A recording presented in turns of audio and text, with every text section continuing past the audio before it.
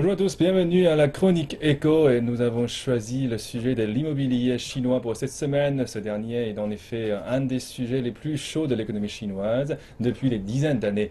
Comme d'habitude, regardons ensemble le reportage suivant pour savoir qu'est-ce qui est nouveau dans ce domaine.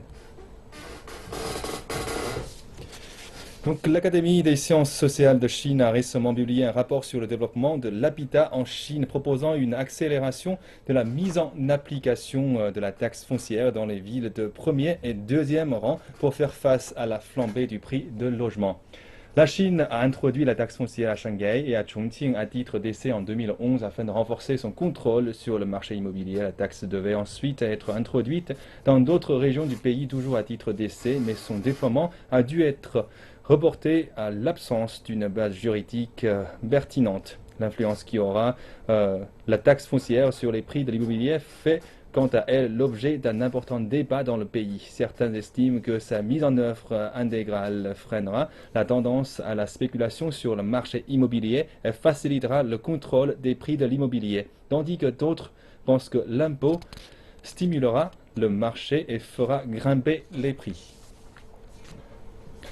Et aujourd'hui, dans notre studio à mes côtés, Monsieur Zheng Ruoling, vous êtes ancien journaliste de Wenhui à Paris, vous êtes aussi auteur du livre Les Chinois sont des hommes comme les autres. Et en fait, donc, est-ce que le marché immobilier en Chine est aussi comme les autres? C'est pas du tout, hein. C'est le marché d'immobilier en Chine, c'est très particulier parce que depuis une dizaine d'années, le prix augmente dans un sens unique. Ça Mhm, n'a jamais arrêté. mhm.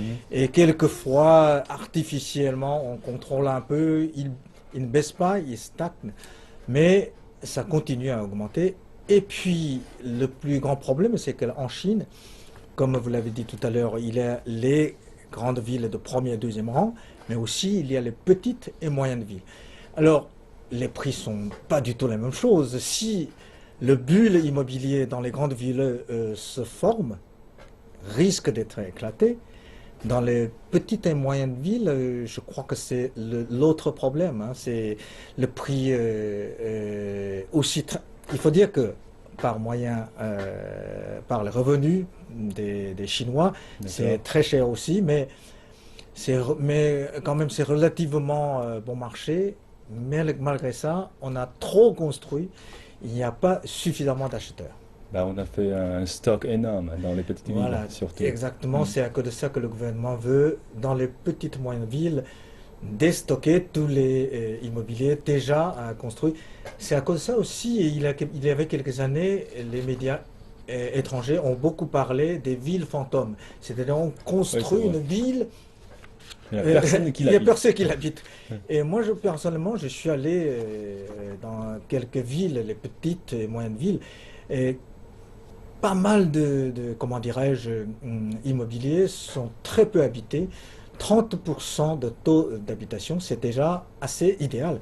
Vous imaginez, dans un grand immeuble, une centaine d'appartements, il n'y a qu'une trentaine qui sont occupés. C'est terrible. Mm. Et en fait, nous venons de voir la taxe foncière, donc elle est effectivement sortie.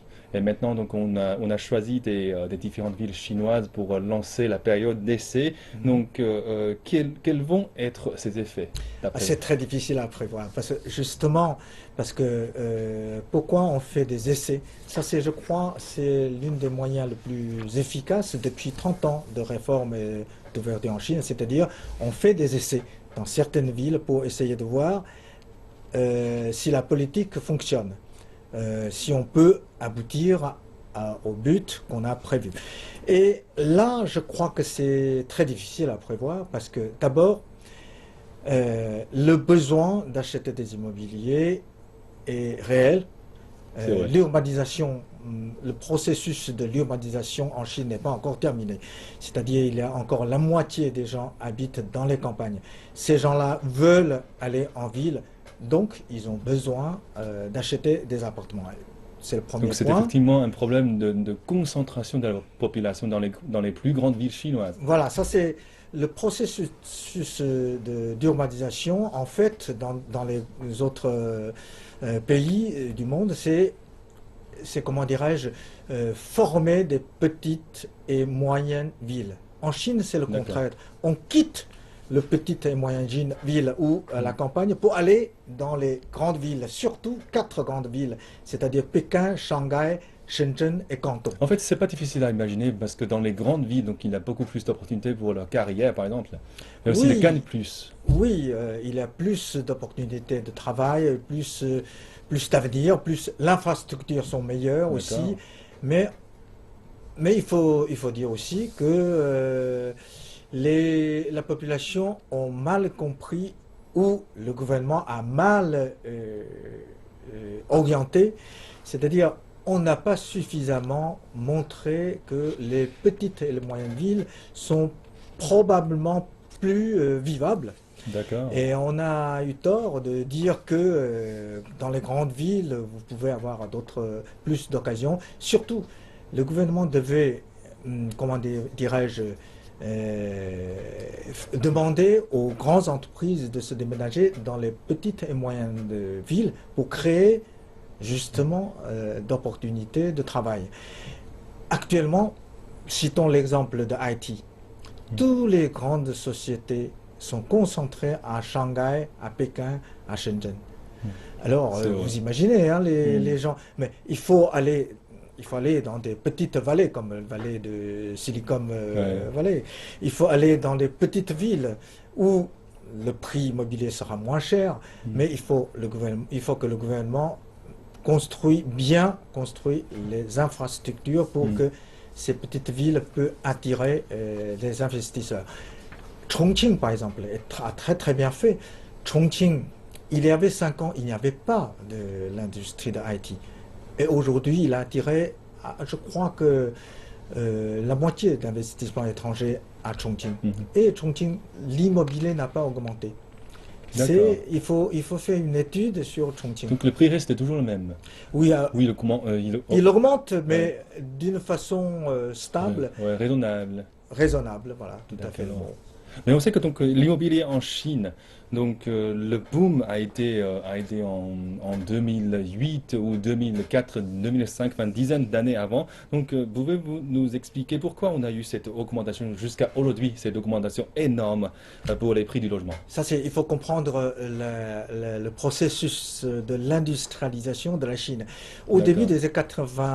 des années 90, le moment où l'économie chinoise démarre, c'est-à-dire dans les grandes villes, surtout à Pékin, Shanghai, etc., D'accord. l'immobilier à l'époque était très bas prix, mais le salaire était très bas aussi.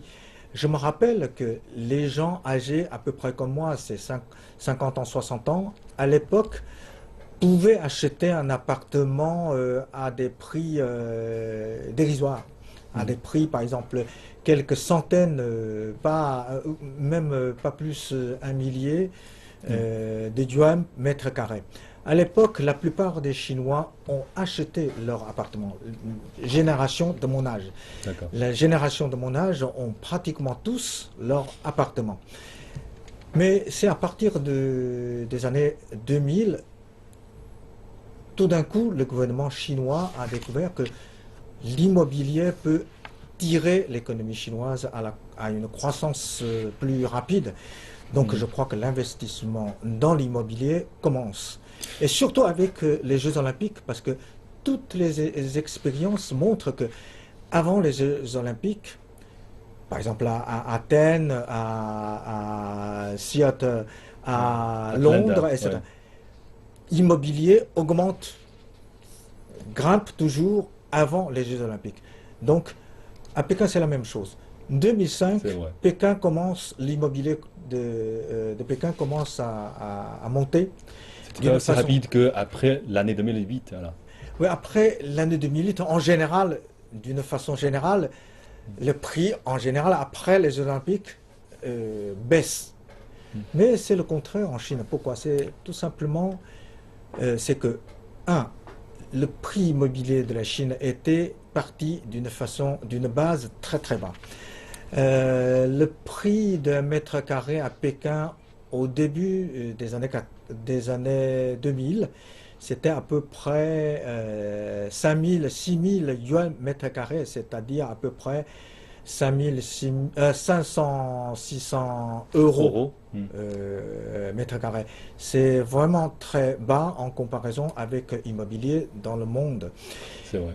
Et depuis, il augmente sans arrêt, sans cesse. Donc, les gens se sont rendus compte que investir dans l'immobilier, c'est gagner de l'argent. C'est C'est vrai. gagner beaucoup Exactement. d'argent. Mm. Et surtout, c'est que à partir de 2008 et jusqu'à, je crois, 2013, le prix ce n'est pas doublé, c'est triplé.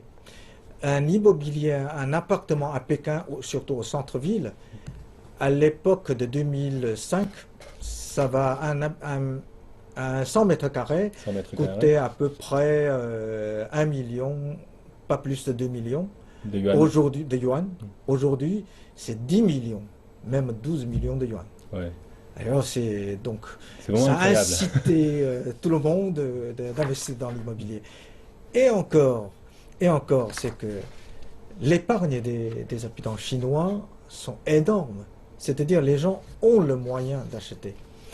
Si on regarde les épargnes des Chinois, je ne m'en souviens plus le chiffre exact, je crois que c'est quelques centaines de milliards de yuan. On peut pratiquement tout acheter, mais le Ouais. problème c'est que le taux d'immobilier acheté déjà en Chine, c'est atteint déjà 80%. 80%. C'est énorme. En France, c'est 50%. Donc, tout le problème est là. Hmm. Donc en fait, on sait que le prix de l'immobilier en Chine se rapproche de plus en plus du niveau des plus grandes métropoles internationales comme par exemple Paris, New York, Tokyo, etc.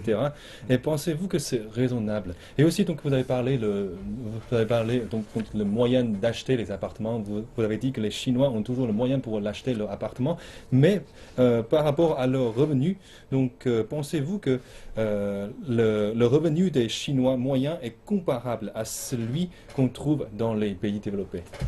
Pour la première question, je crois que c'est anormal parce que Shanghai, l'immobilier de Shanghai est si cher. Moi, je trouve que c'est inacceptable. J'habitais Paris pendant 20 ans Mhm.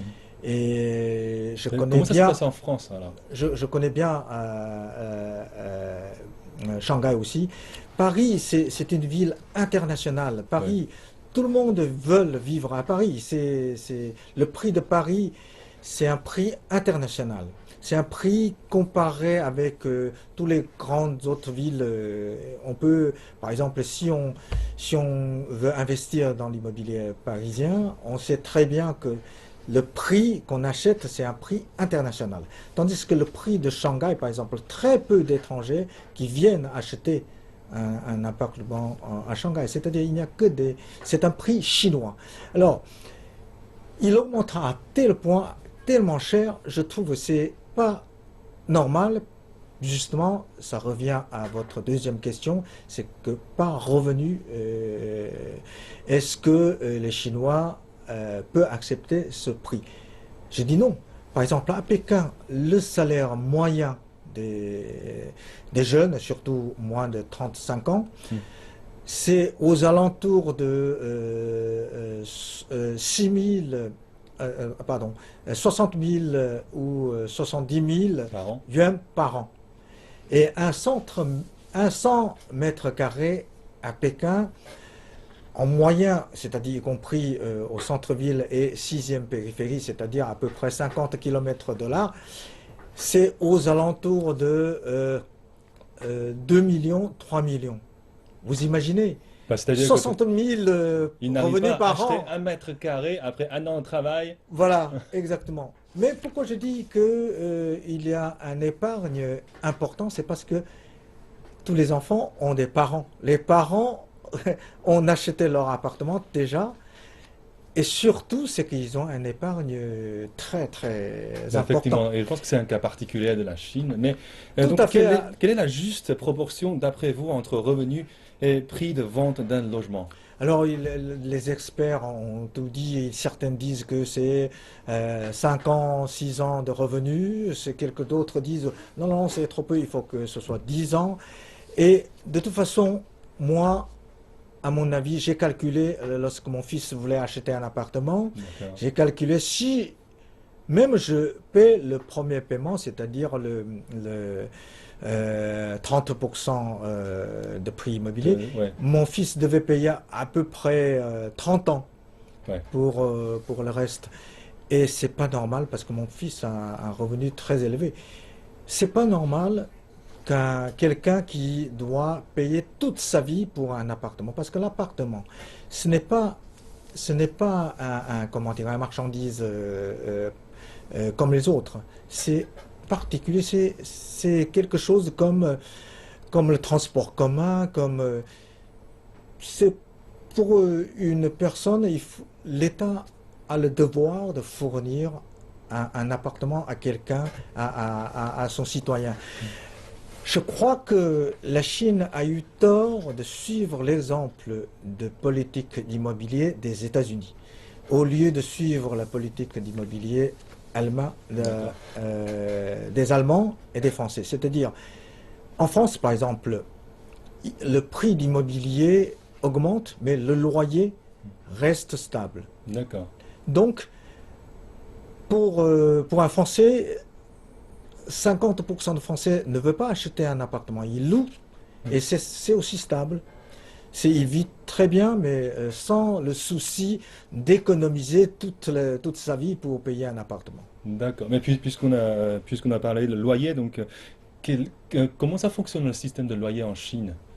Alors, le système de loyer en Chine, allez, il y a quelque chose, Pensez-vous que quelques particularités. ouais, c'est aussi Premièrement, particulier, c'est que le ouais. loyer est très bas, relativement bas en comparaison avec le salaire, pas le salaire, avec le prix immobilier. C'est-à-dire, on- en France, souvent, on peut acheter un appartement, on peut payer le premier investissement et Mm. après, on peut